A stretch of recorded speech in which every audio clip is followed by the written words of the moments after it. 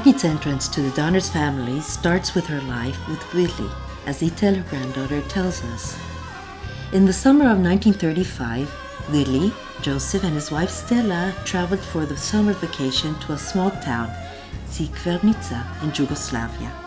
In this town, on the Adriatic Sea, there was a kosher restaurant owned and managed by Matilda and Moshe Yosef Engel. The restaurant operated only in the summer. The rest of the year, the Engel family lived in Subotica, in Yugoslavia. When Willy, Joseph, and Stella arrived there and found out that it was only a restaurant and not an inn, they intended to find another place to sleep. But Matilda, the restaurant owner, saw the visitors and insisted that they slept in her house. She went quickly to prepare the rooms for the guests. While they were waiting, Margit, Matilda's daughter, came in from the sea. She was wet and barefoot, with her shoes in her hand. Willy couldn't take his eyes off from the girl. There, I am falling in love. Me too. Willy and Margit spent a few days together. He tried anything to make her be next to him. One night, there was a dance in the town's park. Willy invited Margit to dance with him, but she refused because she was still in mourning for her father. Willy didn't give up. The next day, he took her to the sea and offered to teach her to swim. She accepted, but didn't tell her his secret. While he was trying to teach her, she suddenly slipped away. Willy was stunned and concerned. He didn't know yet that Margit was an excellent swimmer who used to swim far, even up to the American Navy ships. One night, Willy wrote a note to Margit that said, ILD, meaning Ich liebe dich, that is, I love you. When Margit read the note, she protested, "It's a lie!" To which Willy answered in Hebrew, Emet, true. Only 5 days has passed since they met for the first time when Willy proposed to Margit, and she, of course, agreed. After some time, Margit went to Vienna to meet Willy's family, and after that to Margit's family in Subotica. On the 25th of December, 1935, Margit and Willy got married in Subotica. They traveled to Budapest for their honeymoon, and from there to their home in Vienna. Margit went to work in the factory, and like always, very soon the whole family and employees became very fond of her. The good life in Vienna didn't last for a long time. Only 3 years after they got married, the Second World War broke out. On March 1938, the Nazis invaded Vienna and imposed their authority upon the Jews. They appointed a Nazi manager to the factory, and he dispossessed the family from their rights, and their action was limited. The situation became worse. Soon, the family decided to leave Austria. Addie, Dorothy, and Sylvia moved to the United States a few months before the Nazi invasion. Manya, Jacob, and Paul traveled to England and from there to the United States. Izzy and Herma went to Switzerland and from there to England. Joseph and his family, Prince Rivka and her family, Willy and Margit and grandmother Ite still were in Vienna. They heard from the Mitovskis that it's possible to get visas to Cuba or to Uruguay. Margit and Silly went together to get visas. They stood in the tram station and decided to go on the first tram, which will take them to the destination, and indeed the tram to Uruguayan consulate came first. When they arrived to the consul told the crowd that they ran out of visas. Margit insisted, and with resourcefulness, she succeeded to convince the consul to give her family visas by bribe. When she came back the next day with Willy to the consul said that although he promised to help them, he couldn't issue the visas because the time to issue them has expired.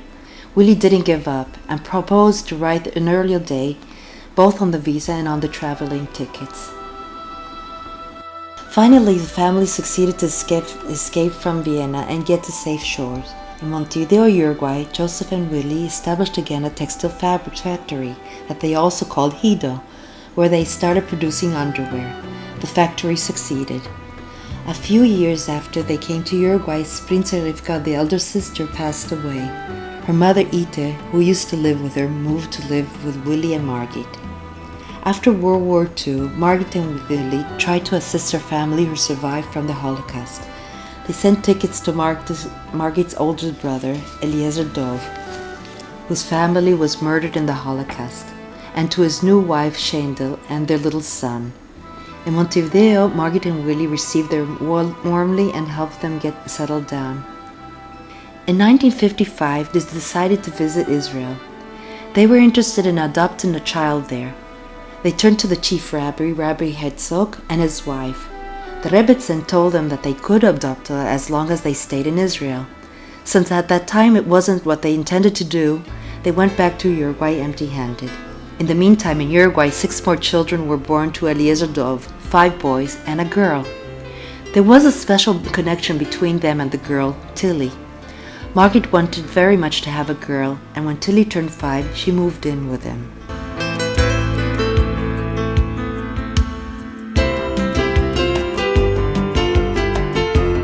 After 25 years in Uruguay, they decided to make Aliyah.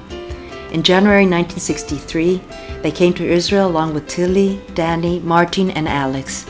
Addie and Dorothy joined them on this trip. A short time after that, Leo and Penina came too. Together they tried to establish a factory. Their affinity and trust in the state of Israel and their perseverance was worthwhile. Together they overcame the difficulties and established Fibrotex and later FMS with success.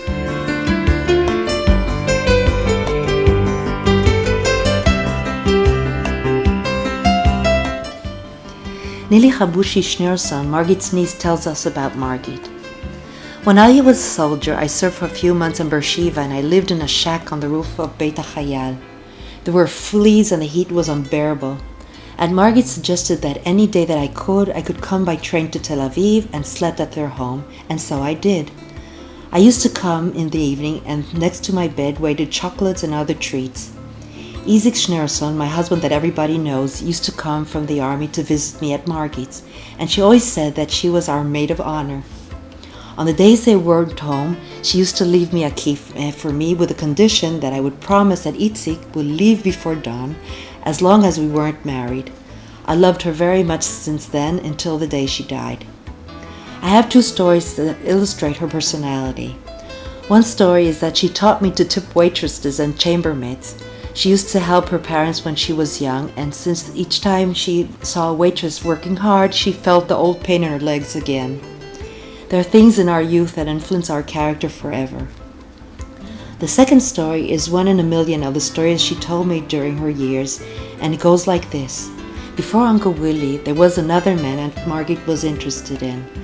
Maybe he was too, but his rich family didn't consider Aunt Margit good enough for him. After many years, she heard that he was in the United States and contacted him, and they decided to meet in a coffee house. She put on all her diamonds, and as we know, she wasn't lacking of them. She wore her best garments, maybe even furs, and went to meet him. From far away, though, she saw him sitting and waiting for her in plain clothes, not tailored as she remembered him. She went back to the hotel, took off all her jewelry, put on simple clothes, and went back to meet him. This shows to me her special personality. Margit was described as all love, all smiles, and thoughtfulness. She was a benevolent.